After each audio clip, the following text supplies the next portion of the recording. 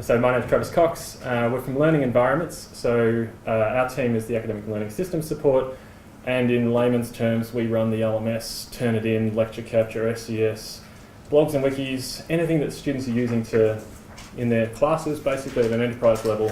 We are the sysadmin gods behind the scenes. But obviously today's is more about Turnitin, and when I was being asked about this particular session, I was advised that students are often showing up to a consult as a result of a discussion with a teaching staff about a particular Turnitin report, or because, as has been highlighted, they're looking to better their own writing and they have access to a subject that allows them to see their own Turnitin reports. It's not being used as a policing tool, it's being used as an educative writing tool, and so there's different reasons why. But that said, if you're not making a Turnitin assignment as an instructor and you're not actually seeing them in bulk across a particular assignment within a particular subject, some of the herbs and spices, secret recipe stuff behind the scenes is a little bit opaque, deliberately so. But this is the shallow version a little bit to try and help clear up some of the myths and legends around this. So I went with a provocative title of Can Turnitin Find Plagiarism? Because this is something that allows us to just answer with one word. No.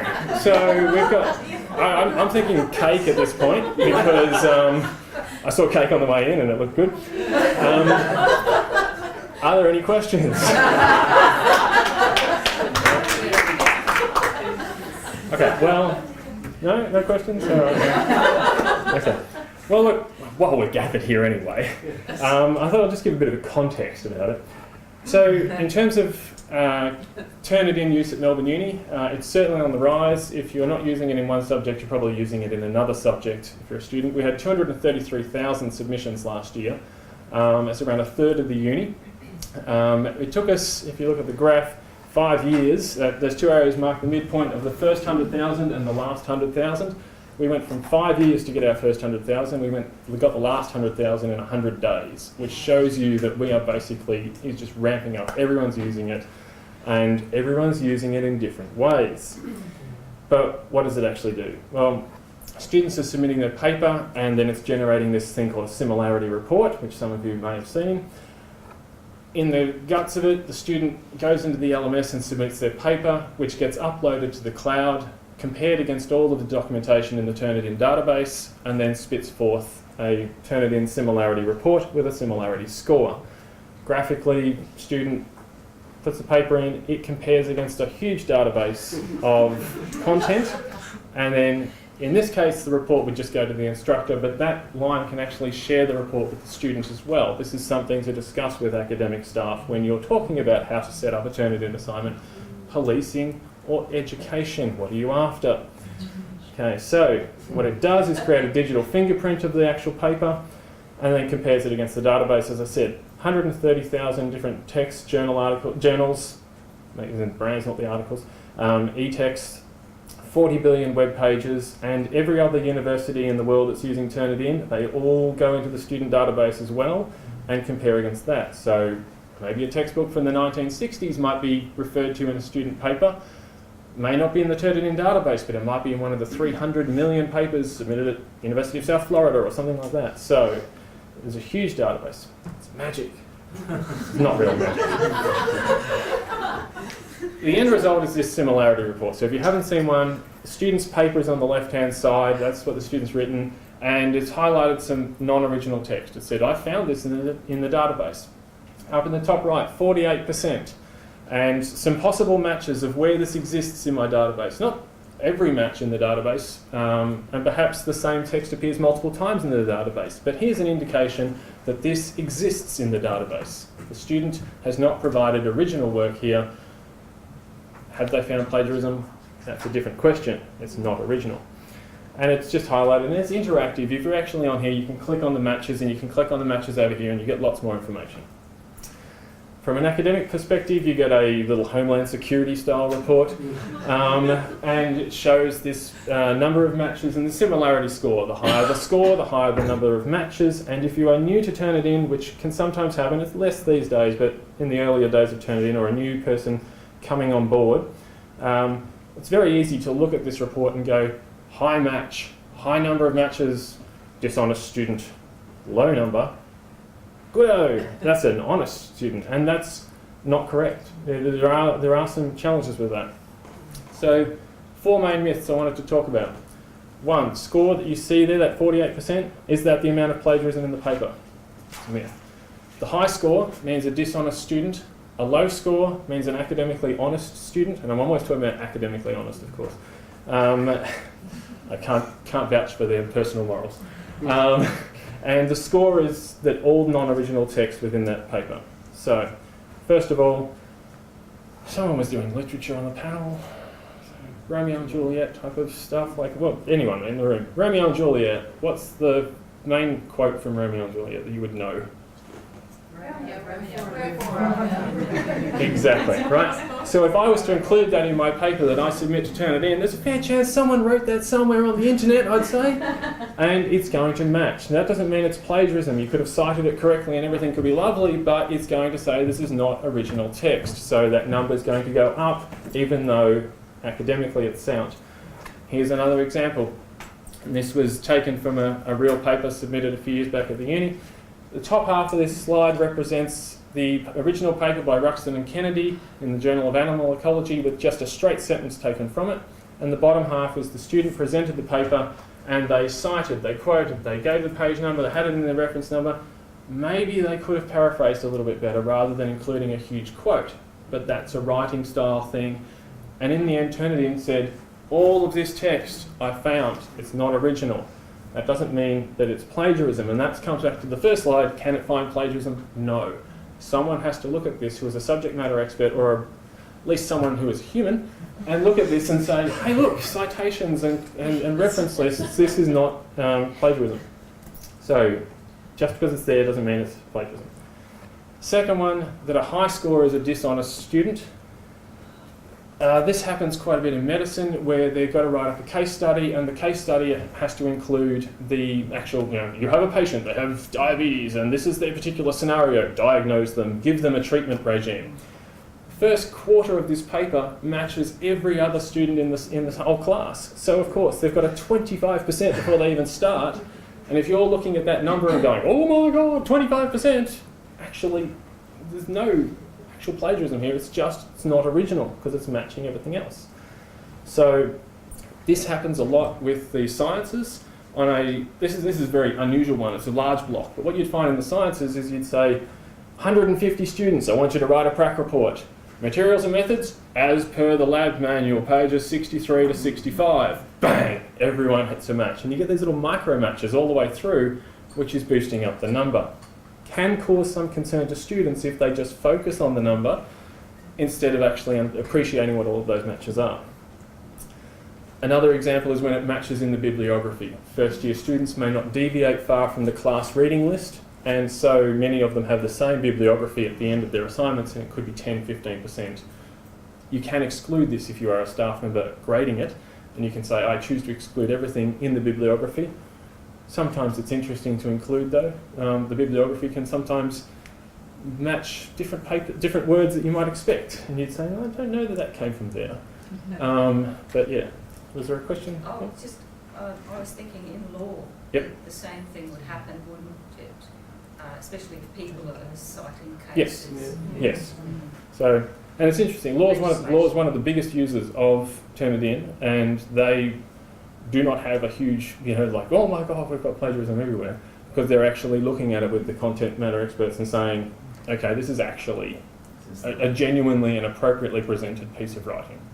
So, the third myth, that a low score is an honest academically student. So if you just get that 0%, surely that's good, I like to use the example of the size of paper, and we saw from the previous panel that we've got masters, honours and undergraduate subjects, and a 1,000-word assignment is very different in size physically to a thesis, PhD thesis of 100,000 words.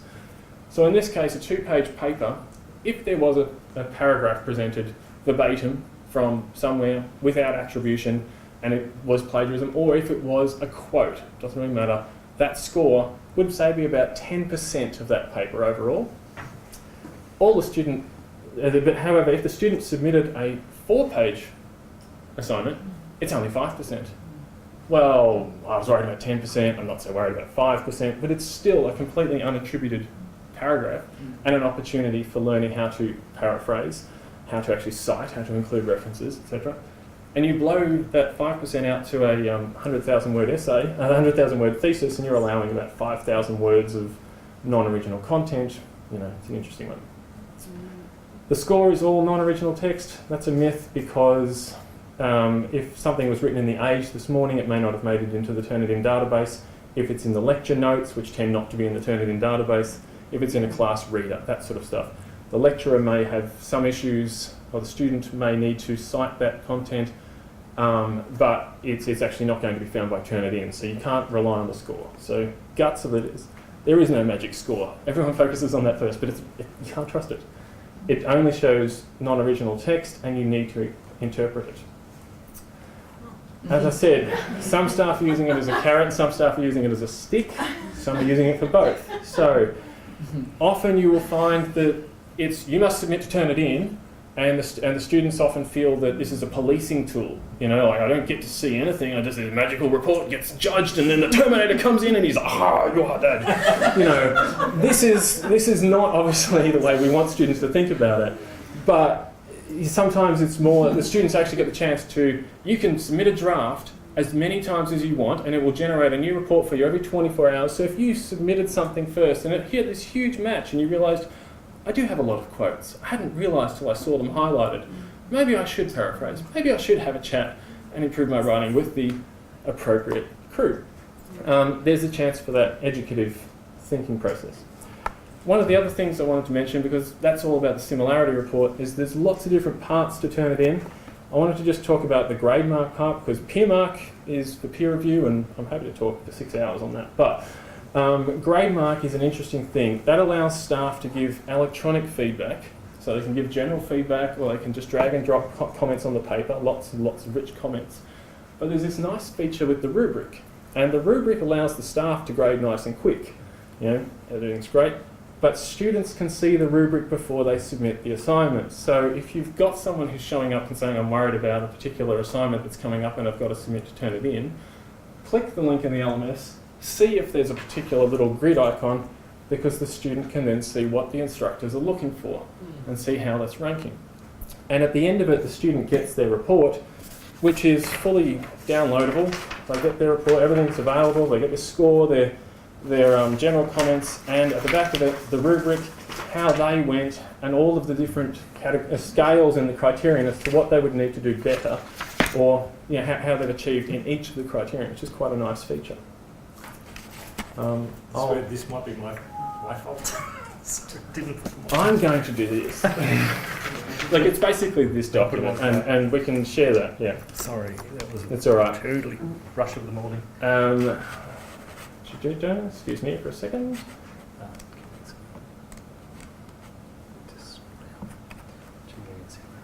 Okay. So, just to quickly show, hopefully, open. There we go. So this is a report that the student gets.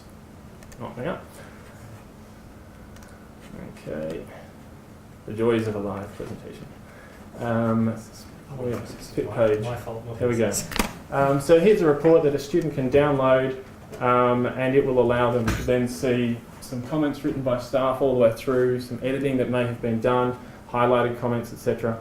And then at the back of it, they've got their grade, their general comments, and each of these as they go through. So each of those little blue bubbles is called a quick mark, and it might only appear on the paper as argument, let's say, but in fact, agreement. But in fact, it provides this much information about plural agreement, etc. So you can have all these very rich comments. But as I was saying, the student can then go. Sorry, see if I can make that any bigger. The student can then see in a particular criterion, how did you go, and how did everyone else, and how would you have that opportunity to improve for the next paper. So, mindful of the time at the back. There's lots and lots of Turnitin information. We've got guides, animated guides, workshops, training sessions. We can answer all those questions with a support help desk query if it's not there. The LMS website's the place to go for more and more information. I'm going to throw it open to questions now because we've got 5 minutes of questions or so before cake. and I welcome anything. Ta-da! Ta-da! Question. Excellent. You said 1/3 of UNIMELB subjects are using it. Yep. What have you noticed about the subjects that are using Turnitin? Are they from a particular faculty, or is it the age of the lecturer, or? I'm glad you asked. These metrics are from November last year. So we have around about, if we jump back one slide, I just did this for arts, and so I had this graph handy. About a third is the university using Turnitin on the right. Arts, very essay dominated in their subjects, and so therefore has a higher number. But if you look at this, FBE has an awful lot of subjects that have essays and writing as well, and yet they're only at 9%. So there's huge variation within our faculties across here. It's always started as an early adopter thing. Someone may have started because they were concerned about a particular scenario in their class, or because they simply wanted the ease of electronic submission and make the students not have to drive in from Geelong to submit a piece of paper in a box by 5 p.m. And then it's sort of grown, and then departments have said, all first year subjects are now going to use this, and we're going to have a consistent approach. So there's a wide variety of reasons, but even if you look at arts, 49%, you delve into the departments in arts, and you've got everything from 23 to 78%. So again, it really is driven by the discipline area and the academic leadership within that area.